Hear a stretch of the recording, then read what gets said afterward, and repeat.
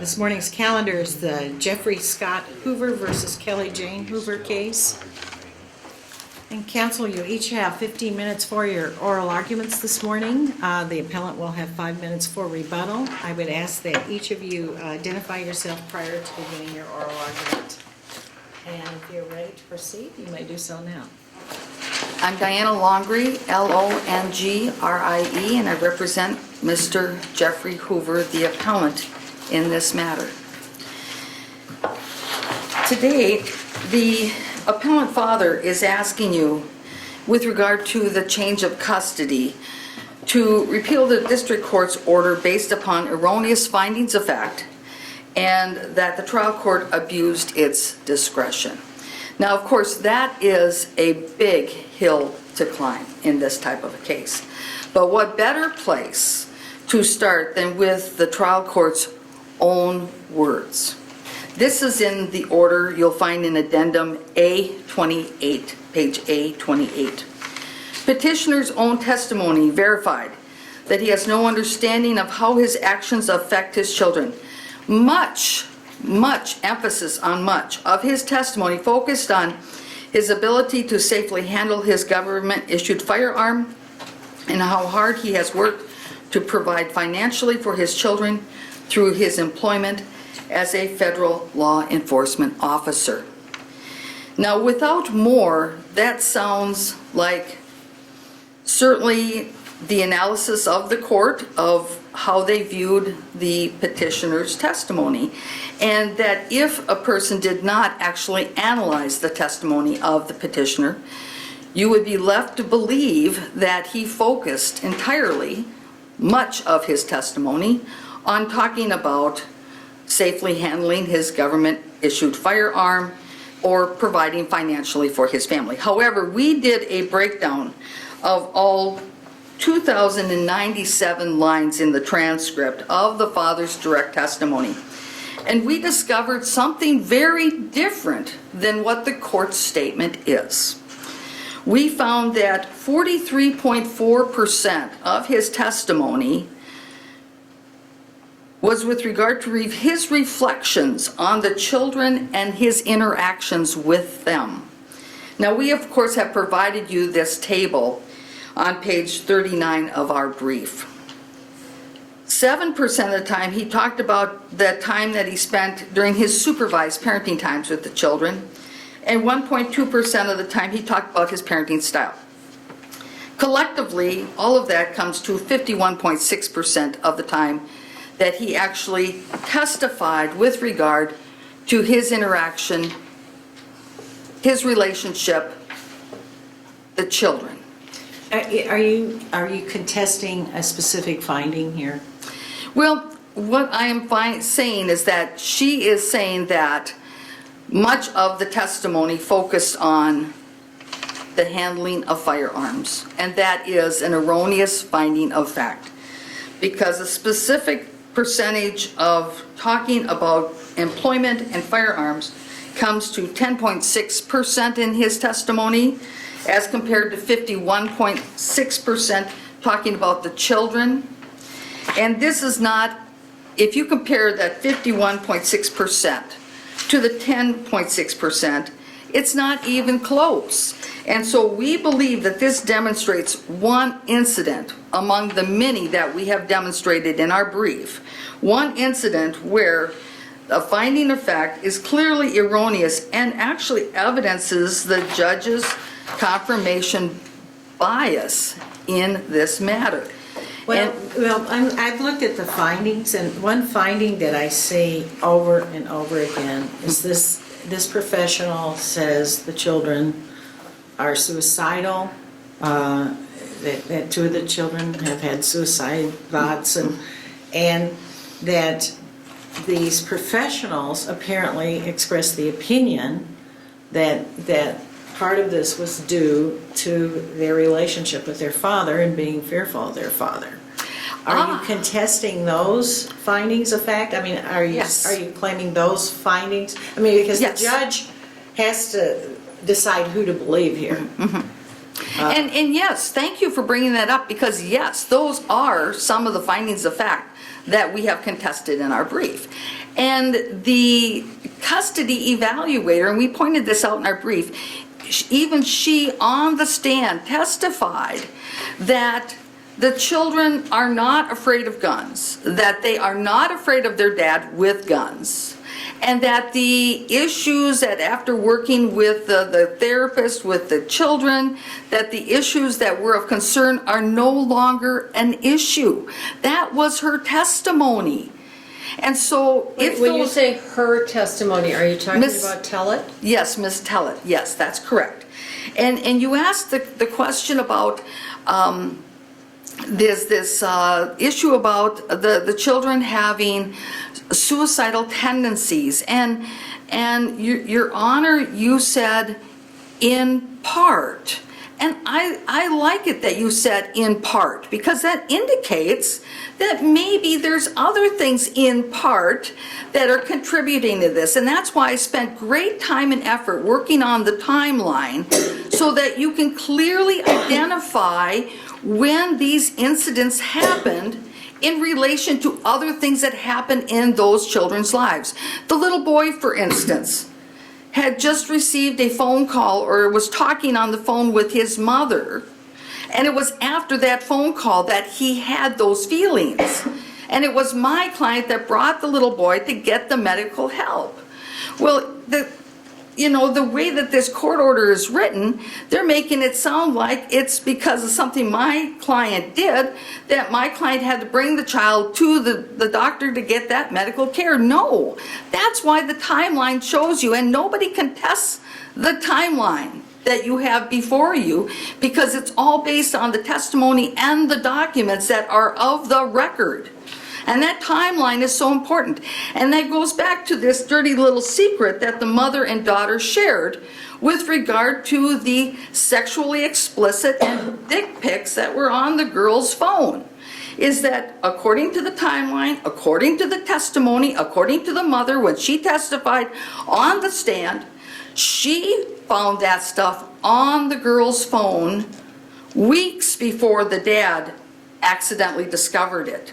She acknowledges she talked to the daughter about it, but yet the stuff is still on the phone. It was never erased. She didn't notify my client of it.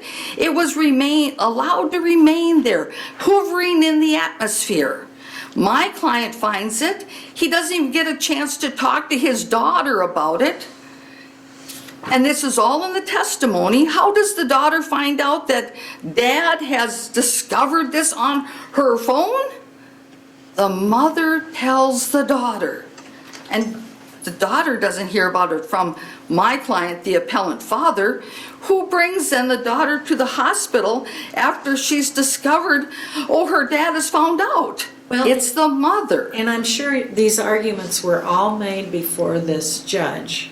And the judge has to decide who do I believe in this case?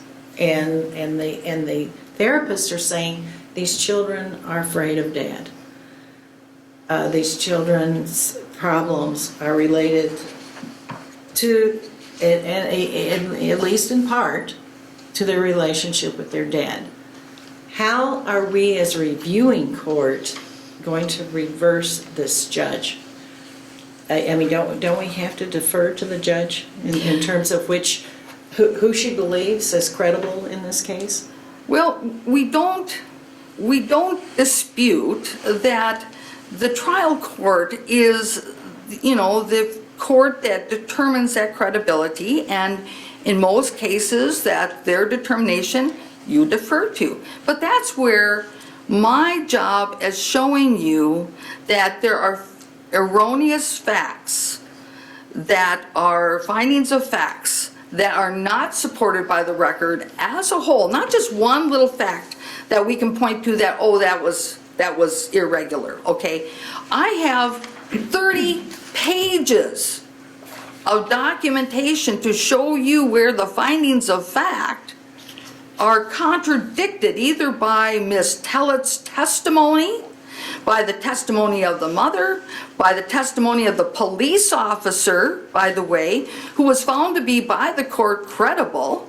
But that police officer said that the allegations made against the father were unfounded. And the judge did note that. That's exactly right. The judge did note that. Right, but that's where, you see, there's that conflict, is that if you've got these people that the judge says are credible, and yet her findings of fact do not incorporate the testimony of those people she said is credible, that's where we are demonstrating that there is this confirmation bias, where she, for whatever reason, has decided to take those items that fit with the original view of my client, that he's scary, that he is somehow abusive, that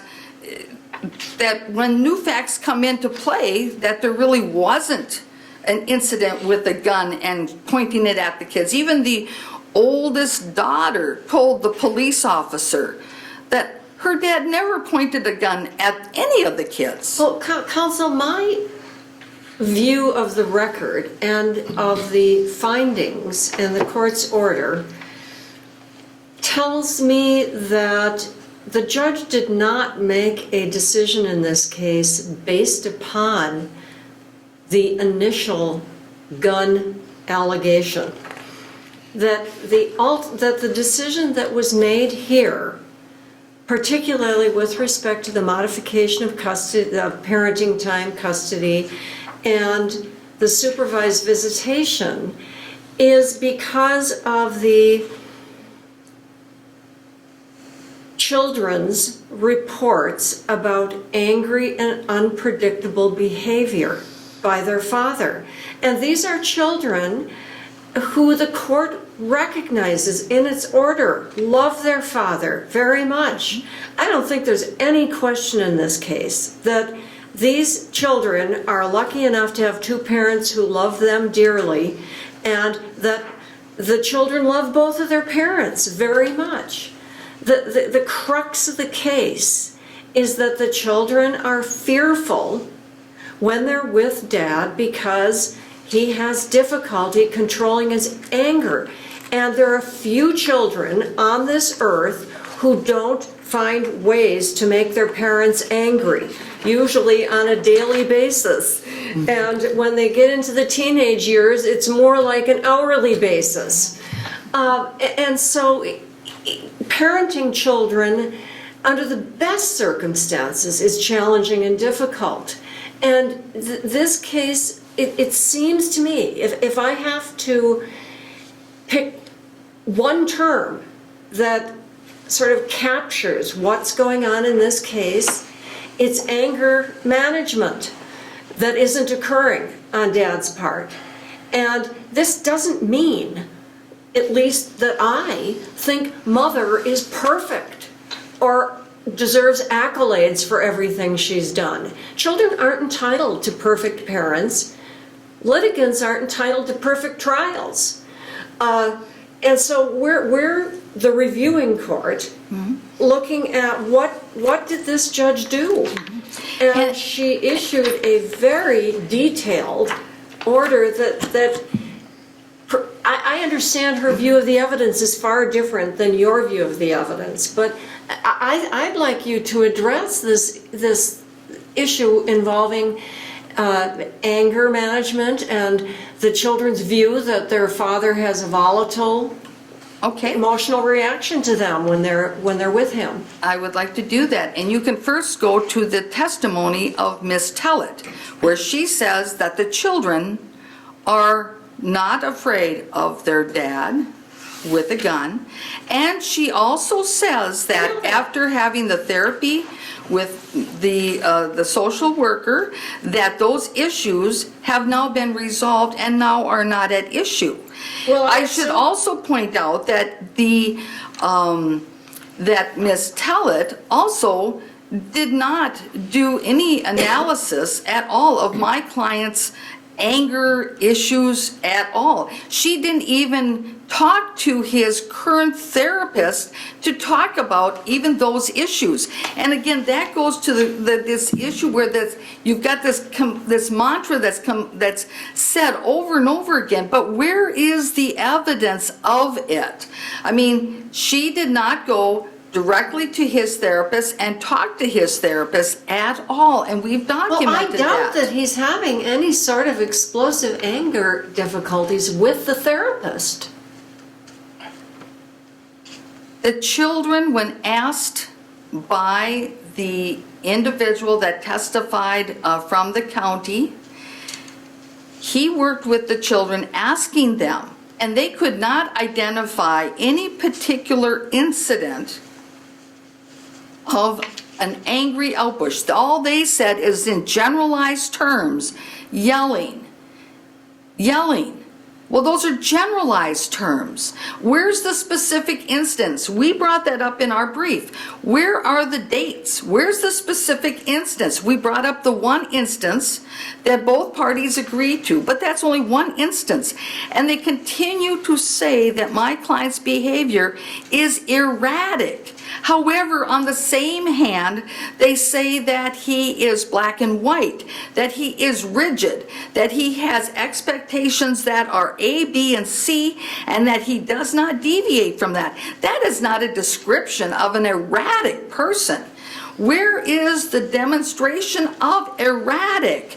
That when you put that word together with the rest, now somehow it legitimizes everything else. The fact that you've got generalized yelling is erratic. But show me where's the erraticness when that's contrary to every other descriptive they give of Mr. Hoover.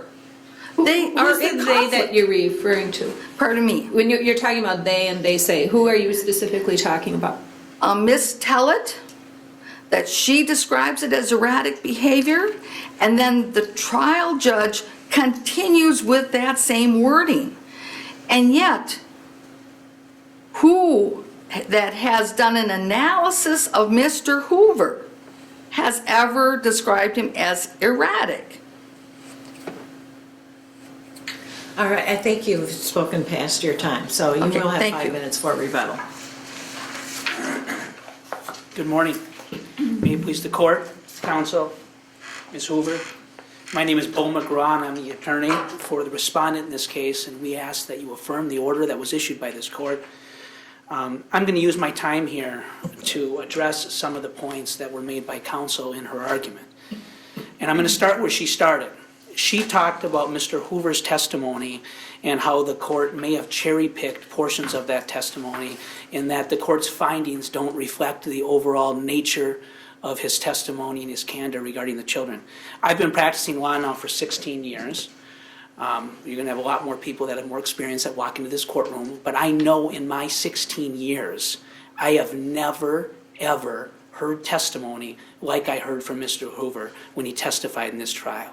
And if you haven't read it, I suspect you've read most of the record, but you can't get to everything. If you have a chance, before you issue this appellate order, please read his testimony, because it was the most outrageous, self-serving, detached, manipulative testimony I have heard in my entire life. In fact, I did one thing that I've never done.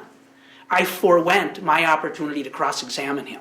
In a custody trial, where the court had to make findings of best interest, I could not have done any more damage to his testimony by me asking him questions than he just did for himself. And I looked at the judge when she was listening to what I was listening, and she was seeing what I was listening, and I knew instinctively she saw the same thing and heard the same thing that I heard.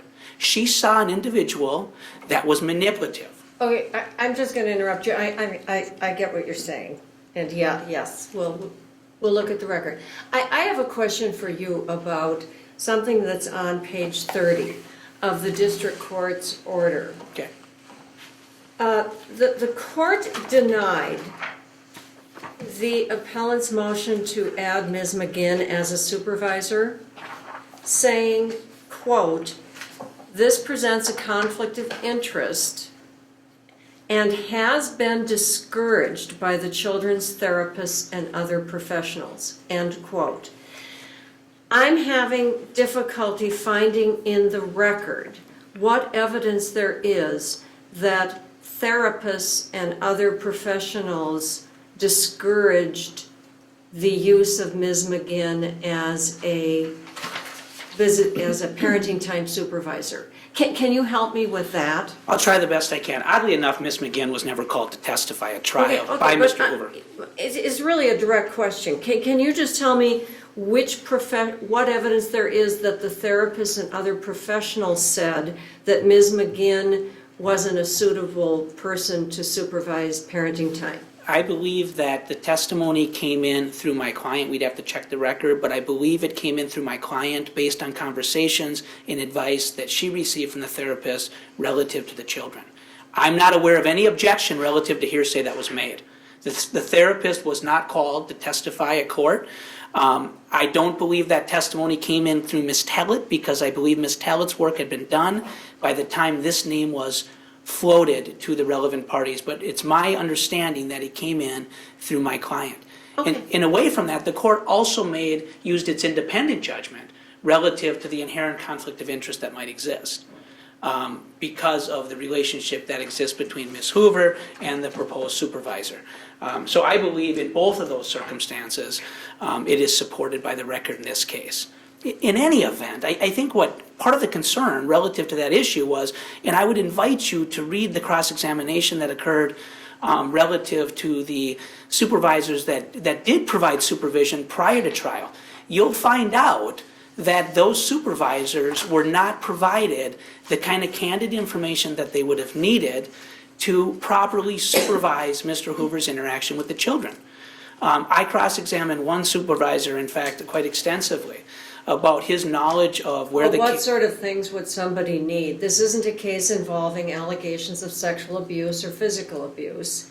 So what sort of information, would somebody need to make sure that children are safe during visitation? What's typically required, just as a baseline, would be a copy of the order that requires supervision. Well, did the court order that a copy of the order be provided to the supervisors? I don't know. I don't know if that occurred here. All right. What we found out when we cross-examined the supervisor was that he had very little information about it, and I think he said, I was told Mom was nuts and I needed to be here, I think is what the testimony ultimately was. But I'd direct you back to his testimony to see what he said. But the court made a sound judgment based upon everything that it heard in that courtroom relative to Mr. Hoover, his ability to manipulate, and what information he might have provided his then significant other that would have assisted her to make sure that this was a safe environment for the children. Well, the children had already met Ms. McGinn. I understand they had at one of these supervised visits where this third party who we cross-examined was supervising. Yes. Yeah, and she probably heard the same information that supervisor had heard about Mom and Mom being crazy. With regard just generally to Carol Tellett and her involvement, where we're at here is really, it's Mr. Hoover's inability to accept what sound professionals have determined that he created an environment whereby the children were endangered. The parties were first referred to Michael Goldfarb.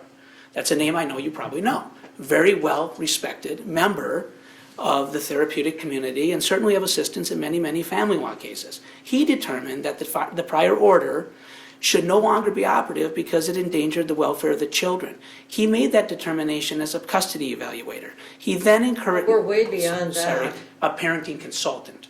Then he recommended that the children have a custody evaluation. I worked with then Mr. Hoover's former counsel to come up with an individual, and it wasn't Michael Goldfarb that made this decision, contrary to appellant's brief. Carol Tellett was a name that I had never worked with her. I received that name from his then former attorney. My client and I agreed. Then Carol Tellett did a full investigation, and she made the same determination that Michael Goldfarb made, that these children are not safe in this environment, that Dad has created a dangerous environment. It's not just about the gun.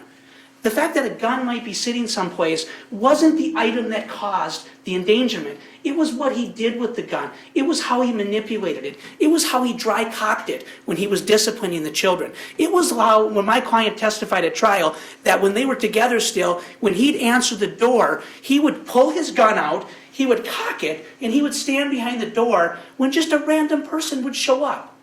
This is the stuff the kids saw relative to the gun. It wasn't the gun. It was about how Dad manipulated it. That's what his counsel couldn't understand at trial, and that's what he couldn't understand at trial. But it was more than that. It was the way he talked about their mother in that house. It was the way that they were meant to feel about themselves because they were told their mother was a certain thing or person. It was the way he would withhold things and manipulate them and tell them that if this doesn't work out, I'm just going to move to North Dakota or South Dakota. And what did he do? He did it. Not telling them when saying I have cancer, but not giving them the specifics. These are the kind of things that he did to manipulate them. This is what these trained, wonderful professionals found out. Do we have a black eye? Do I have a kid that has been maimed by Dad? I don't have that. I don't need that. I've got the best professionals in our legal community that made sound decisions about the welfare of these children, and counsel and Mr. Hoover had every opportunity to cross-examine these professionals in that courtroom, and it didn't go the way they wanted to. And this court, a very good court, made a determination what was in the best interest of these children. And that's where we're at today. Nothing she said would allow you, this isn't a close call, nothing she has said would allow you to reverse and remand this issue, remand on the issue of custody and parenting time. Let's talk now about the guardian a little bit. It's a little bit like reorganizing the chairs on the Titanic as it's going down, but she spends a significant time of her brief taking issue with the court's appointment of a guardian in this matter. Does she have a name, such as counsel, your opposing counsel? Opposing counsel? Yeah, would you mind referring to your opposing counsel as opposing counsel? I'd be happy to do that. Ms. Longree? Or she, instead of all this she stuff, the court is she and you're opposing? Okay. Yeah, I would appreciate that. I'd be happy to do that. Thank you. I don't know the guardian's name that was appointed in this matter. She showed up at a couple of hearings after the order was issued, and her reason for showing up at the hearings was to let the court know that there'd been no involvement with regard to her services. The guardian in this case was set up actually to benefit the children. May I interrupt you just for a second? I do have a specific question. Please. About the guardian. And here's my question. I can read and understand and appreciate the court's order telling us that the court is going to appoint a guardian in a separate order. And the court explains why. Correct. In its order. And then we see that separate order, and the court does repeat why it wants the guardian. And this is in the last bullet point in the order that the court issued actually appointing the guardian that was filed September 17th. And the court says, make recommendations in consultation with the children's and parties' therapists as to when petitioner may resume unsupervised parenting time. And that was my impression about why the court was appointing the guardian, to help monitor parenting time and to make an ultimate recommendation to the court about supervised versus unsupervised. What confuses me about the guardian's order is the court's order that the guardian make recommendations about which party should receive temporary custody, about temporary parenting time, that the guardian should make recommendations about which party should receive permanent custody. And I'm just wondering, it seems as though these boxes were accidentally checked. What is your impression? I agree with you. That is a template order that you see on most cases where a guardian is appointed. And I think oftentimes those boxes are just checked almost inadvertently. Well, it's very confusing to litigants who get an order like this. Shouldn't the court correct that order? I think the court could correct that order, but I think what happened is when we went to the post-trial motions, I think the court was really clear as to what the purpose of the guardian was, and it's what you originally cited as the purpose. Well, I This, understand that, but the subsequent order is then pretty confusing. so where does that get, where does that get us? So A you, confusing order. right, so you Lots reverse. of brief time spent on it. But that's not their only issue. I think they clearly knew what the purpose of the guardian was, and that was made clear at the hearing that we had in the post-trial motions. It was used to make sure that the children had a voice going forward, so we could get to a point where the children could start exercising unsupervised parenting time with their father, which is everybody's goal. Absolutely everybody's goal. But that's not going to happen if we don't have both parties working with a guardian. I think it was Miss Fredericks was the guardian in this case, I believe. To answer your previous And question. Ms. Fredericks was appointed after the order came out? After the order to, almost like a probation officer, if you'd have in a criminal case, to make sure there's compliance with the court order and providing an independent voice so the court can understand when we can move past this restrictive parenting time schedule. That's the Somebody whole. neutral. That's the whole purpose of it. That was the whole purpose of it. Again, and not to belabor the point, but this was a trial that we had, both parties had every opportunity to cross-examine witnesses, to present witnesses, and all of the items that, all the arguments that have been made here today were addressed or should have been addressed at trial. There's nothing that's been raised here today that would support this matter to be reversed and remanded relative to the issue in custody and parenting time. As such, I would respectfully ask that this order be affirmed. Thank you. Any rebuttal?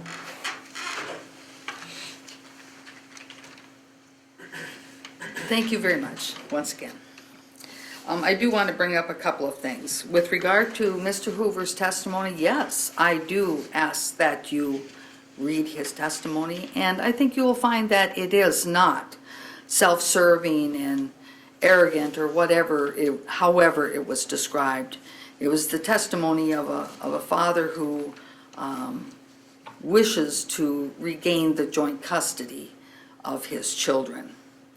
Now, with regard to this issue that it was described to you that my client was doing all these things with a gun in front of the children, dry cocking a gun, whatever that means. I think I will point to in our brief on page 30. This specifically talks about Ms. Tellett's testimony, that she stated that there were times when the father would take his firearm into another room or out of their sight and make growling-like sounds that they interpreted as anger, and that they could hear him doing something with the gun that might have been just, setting it down, in a way that they could hear it banging down. And she goes on, and we've given a citation to that, to the transcript, her testimony, T-127, lines 24 to 25, T-128, lines 1 through 17. And that is the Ms. Tellett's testimony as to what she got from the children. So I think that is the information that is relevant to the court. With regard to this issue of asking about the conflict of interest question with regard to Ms. McGinn, keep in mind, if there was some type of conflict of interest that maybe Ms. McGinn might be more forgiving of Mr. Hoover when he's parenting his children, wouldn't you have that same conflict of interest with his mother and his father being approved? Ms. Tillett's report suggests that the mother, in particular, is a very free, independent thinker and forms her own impressions. Sure. And told the children they should do the same. Right. And certainly, Miss Hoover, the mother of the children, certainly was agreeable to having Mr. Hoover's mother and father being supervisors, but keep in mind they're down in Texas. So that's a ways away. And we provided in our brief a citation to Ms. Hoover's testimony where she testified that when the children came back from a visit where Miss McGinn had been present, that they came back and that they seemed happy, that they liked her, and at that point, she thought that that sounded good, and that was her testimony, that she thought it went well and that was good. And so there really wasn't any testimony or any evidence of the record to indicate that somehow or other Miss McGinn is not qualified to be just an adult supervisor, not any different than the other guys who were basically, they're just gentlemen that are lay people. Did the mother object to Miss again being the supervisor, though? And we went through this in our brief, in that initially, no. But she ultimately did. Is Well, that and correct? then we went through that in our brief as to how that came about. I mean, again, looking at our standard of review, which is an abuse of discretion, is it an abuse of discretion for a judge to accept the mother's objection, even, you know, based on her perception that there's a conflict of interest in failing to appoint Ms. McGinn as supervisor? Isn't that our issue? Well, except that I'm not certain that the mother has that authority to say yes or no, really, you know. I do want to talk about something as well about the order for the appointment of the guardian ad litem. I think it is important that when orders are issued, that they can be relied upon. And the fact that that particular order makes reference to the permissiveness of the guardian ad litem and actually sets forth the standards. Those standards are in conflict with what the court has determined. So that is our question, is that when you issue an order after the fact, you know, what is that impact to that initial order when you've issued another order that is contrary to it? Thank you very much for your time. Thank you. Thank you for your arguments here today. We will take the matter under advisement. All right.